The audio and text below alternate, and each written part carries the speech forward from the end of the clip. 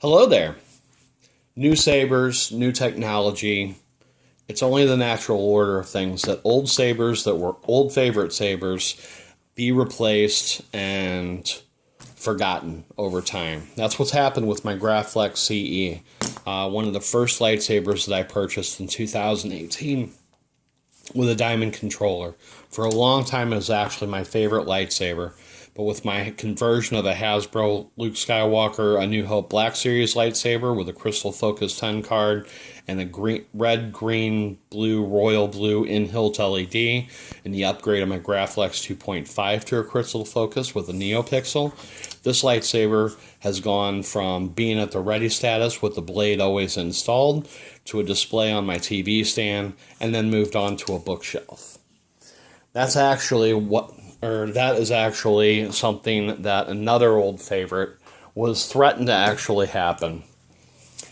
My MHS Obi-Wan Kenobi. This saber actually represents my baby steps towards doing my first full install.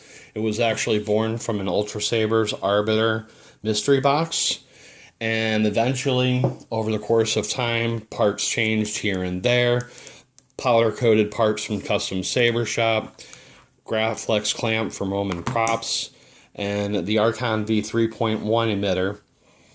It became this. Installed with an Obsidian V4 soundboard and an in-hilt LED that's buried all the way back behind the emitter. This was actually a favorite saber for a really long time until I installed my OWK3 with a Crystal Focus. This saber couldn't compete with it. The Obsidian V4 soundboard, it just does not compete with Smooth Swing. And the buried in-hilt LED, just not nearly as bright as a NeoPixel blade.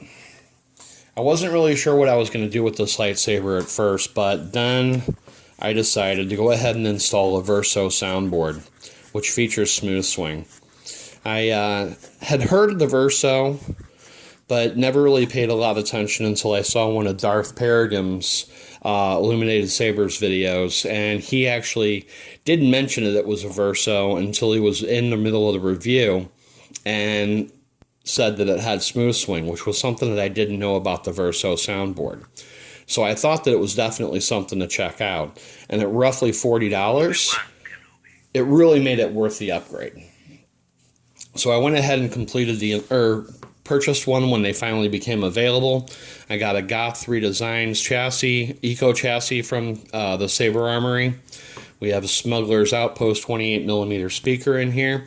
Aside from that, it's pretty much the same setup using the original momentary switch that I had in here with a JST connector connected to it, and the Saber Forge medium blue LED using the LED Quick Connects. I didn't want to do a review on the Verso soundboard right away because I was actually chewing over the idea of whether or not I wanted to install a red, green, blue LED into the Saber so that I could actually show off the Verso's ability to change colors. Eventually, I wound up resolving that I wanted to go ahead and keep it with a solid color, but the other problem still existed, and that was the problem with the LED being at the base of the emitter and having to travel through this long tube before it even gets to the blade. This was something that I had been considering modifying for quite a long time. It's not an original idea. It's something that I've actually seen in other videos and posts on Facebook and forums where people have modified the Archon V3.1 emitter. A lot of times when I've seen that mentioned, the operation was performed using a mill or a drill press or equipment that I don't have. So I wasn't really sure about whether or not I wanted to do it, just simply because of the fact that I didn't really have the tools available to do it, and also because of the decrease in Ultra Saber's customer service. I've had a lot of disappointments as far as their fulfillment times in the past year, their quality, and as I've mentioned before, emails to their customer support have gone unanswered. So I knew that if I messed this up, I wasn't going to be able to replace this emitter. So it took me a long time to decide to do it, but I went ahead and pulled the trigger this past week after I finished my SSBK installation. And I took a hacksaw and sawed off the end of the stem.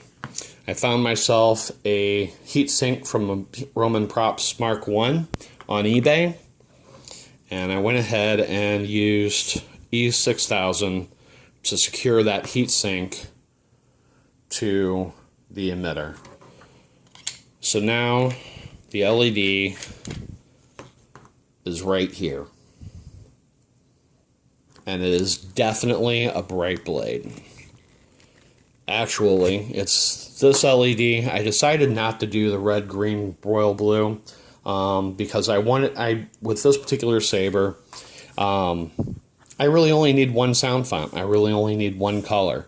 The OB4 sound font from Kyberphonics is the sound font that I have installed on it.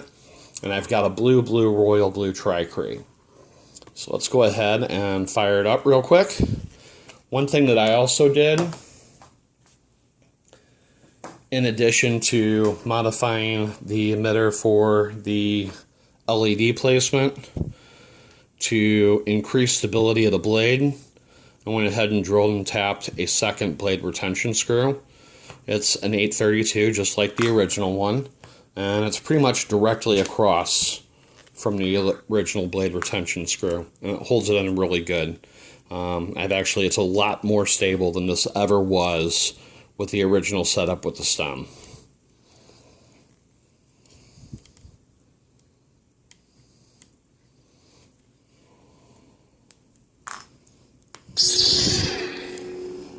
Now, if I take this side by side and I compare it with my SSBK, the brightness of this one is a lot brighter, just simply because of the fact that it's 3 blue LEDs instead of a single blue LED with a red and green that aren't lit up. I'm going to go ahead and pause real quick while I move the camera.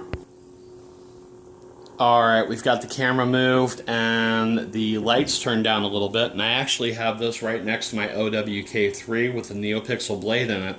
And I'm not really sure how much this is going to show up on camera, but it is almost as bright as the NeoPixel blade with the new placement of the LEDs. Now, as far as the Verso goes with the sound font, or with the smooth swing,